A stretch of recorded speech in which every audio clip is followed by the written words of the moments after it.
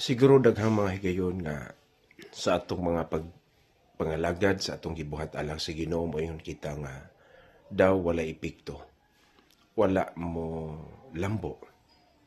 May suon gipahinumduman ta sa Ginoo sa ebanghelyo karon ni San Marcos kapitulo 4 bersikulo 26 ngadto sa 34. Din ang gingharian sa Dios ipakasama sa tanom no nga gitanom apan hinay-hinay kining mitubo nga dili mahibaw-an sa tao, dili maklaro nato.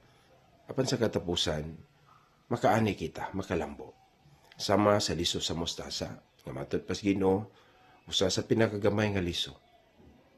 Apan mulambo kini o mahimong mapahimuslan kanato og ilabi na sa mga langgam. Kini nagpasabot nga ang lihok sa Ginoo mga igsoon sa makadaghan nagsugod sa mga simple, gagmay o daw walay kapuslan ng mga butang.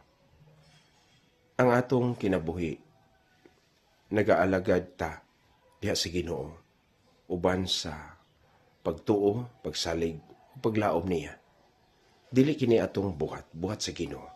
Ang ato lang unsa may atong parte diha sa pagtukod sa iyang gingharian.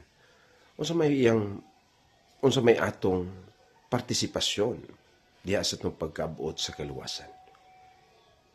Ang tanan iya sa Ginoo. Kita may participate lang sa maong grasya. Everything is grace. Everything comes from God. Dili ni atong kusog. Ang atong mga buluhaton, atong bukasyon, mutuman lang kita sa ngalan sa Ginoo. Kay kining tanan, iya manggahom. Mulihok ang Ginoo, usahay dili nato mabati. Pero hinumdumi, nga siya nagsaad man nato, magauban kanunay. Anaagid siya kanunay. God bless.